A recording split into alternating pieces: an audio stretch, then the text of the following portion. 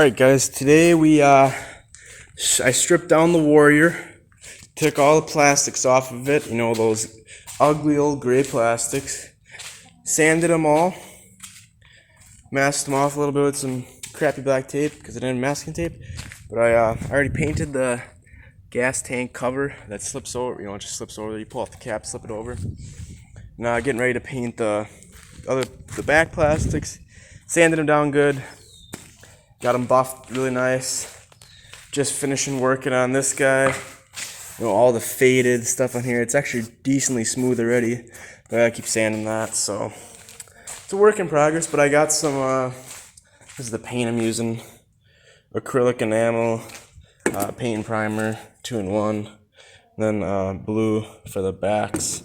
Blue for the backs, and then black for the tank and the key switch shroud. So hopefully it turns out good. I'll update you guys once I get the paint on. Alright guys, so we got the first coat of blue on the back plastics. Looks pretty decent so far. You know, the plastics did have a few scuffs in them, and I tried to sand them out the best I could. Black, I just put the second coat on black. I still gotta flip it over and do the inside, which I mean I really wouldn't have to, but just looks better then. And then just finished sanding. Actually, no, I gotta do the light sanding on these, on the ignition plate. And then these are ready to go. I just gotta wait for those to dry, and then maybe move them over and start spraying these. Or put these on the same flat as the gas tank when it's done. But yeah, I'm just mask this off a little bit, maybe put some cardboard over when I spray it to not hit everything, hit the mud flaps on it, but it's alright. Alright, well, I'll update you when I get some more paint on. Alright guys, just finished up painting the plastics. Didn't film any of the process, but it's alright, it looks pretty cool. It's close to Yamaha blue, but here's the Warrior all stripped down. Got the black, the other shrouds. It's gonna look pretty cool, I think. Gonna get a new seat cover hopefully soon.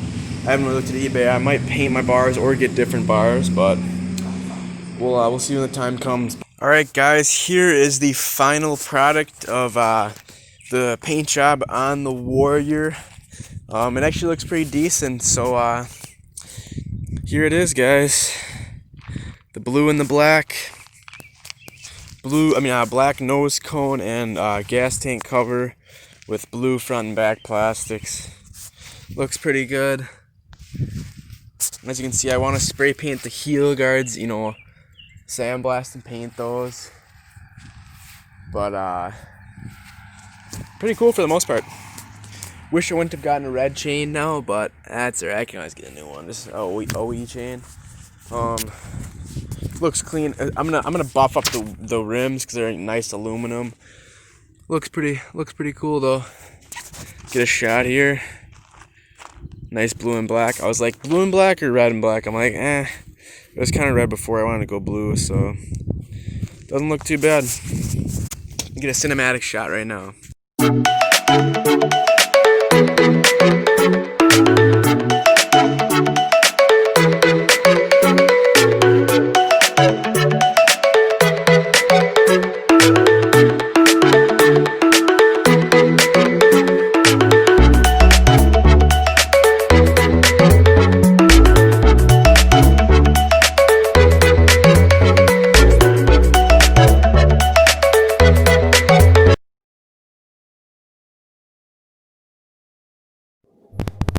Alright, today guys, we're working on the Warrior. We're putting a new battery in, so I got the old one out right now.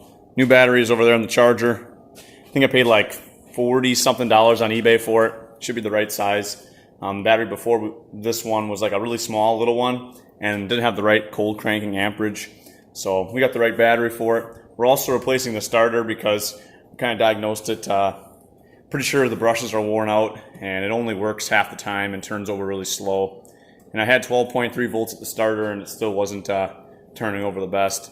So I bought a new starter as well. I'll show you guys that real quick. It's down here. There's the new starter in the package. Basically on these Warriors, the starter is just 2 bolts and they're down just below the exhaust there. And then the starter cable you have to take off as well and just put put it on the new starter. So pretty simple. There's an O-ring around the starter, so I'm not sure how much oil is going to come out of there. I hope not much.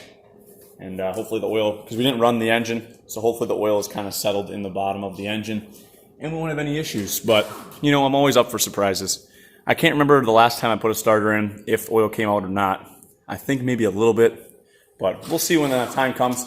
I got to get an 8mm socket, I believe, and an extension, and a 10mm wrench for the starter terminal nut, and I think I can get the starter out. So I'll be right back when I get the tools. I'm gonna try to put the camera in here, guys. You can kind of see what I'm doing then, and we'll go from there.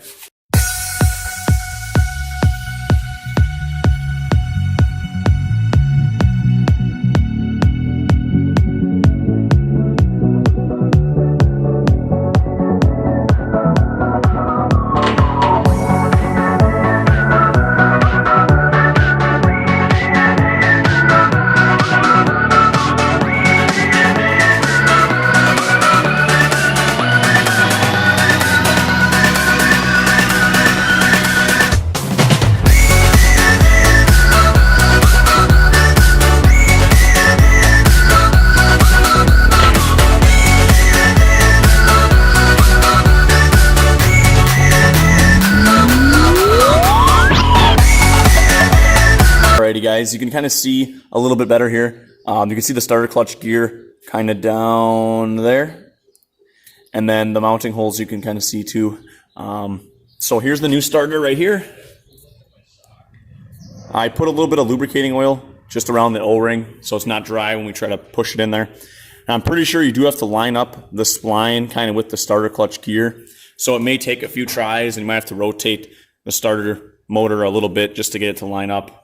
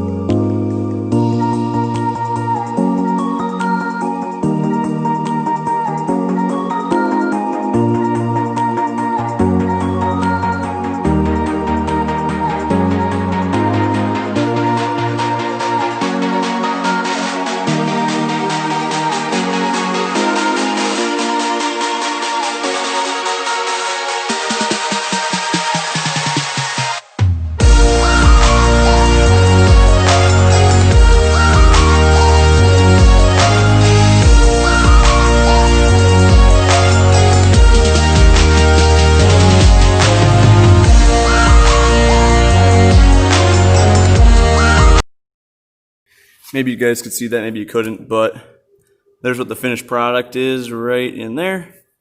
Got the boot back over the top of the terminal. So the new starter is in. Now I just put the charger on the battery. Just doing a quick charge, just for a little bit here, just to get some juice into it, make sure it's basically fully charged. I'm gonna throw the battery in, and then we'll try to crank it over and see how it cranks after the new battery and starter. There you guys can see a little bit better over here. Looks like it's flush in there, how it was supposed to be. Everything looks pretty good. Hopefully everything turns out and works as it should. No gears get bound up or something. But I'm pretty sure the spline, if it's not lined up, you can't get the starter in. But it didn't take much of a tap. I just gave it a little bit just to get past that thick O-ring, because it's going to be kind of hard to hit it, push it in by hand. So just give it a soft tap with wood or a plastic stick, something that's not going to be metal on metal. You don't want to damage anything, stuff like that. So we'll put the battery in and we'll give it a first startup, see if it starts.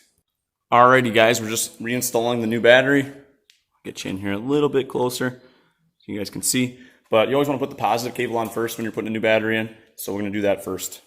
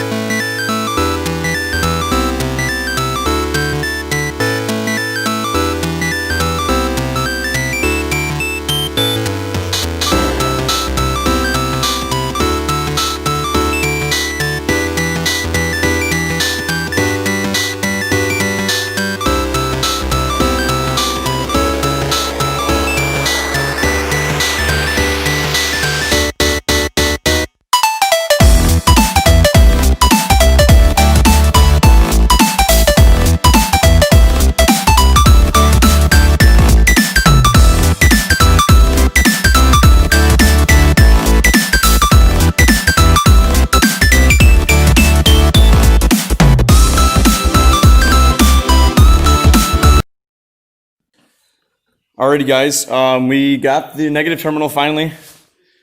It's kind of a pain, but you guys can see it. It's over there. After a little bit of lifting the battery up and getting it started, got it all tightened up. Neutral light comes on. So we're gonna go ahead, I'm just gonna check the oil, and we'll see if it cranks over and starts. Put the seat on. We'll see if she goes. But just gonna check the oil quick, just to make sure. Shout out Scully for checking oil. Buddy's always anal about his oil. Freaking mint. Got plenty of oil in it. We'll see if she starts. There's gas on. Reserve. Choke it.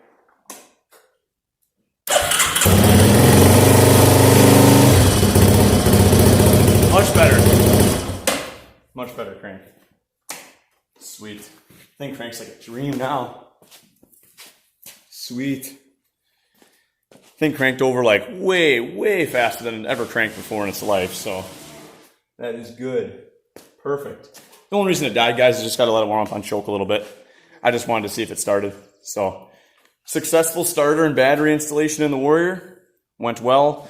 That was probably about $80 worth of parts and about 15, 20 minutes of time. Just to mess with the battery connections really took the longest. But so if you guys are wondering, you could do it for $80, maybe $100 depending on what battery you get.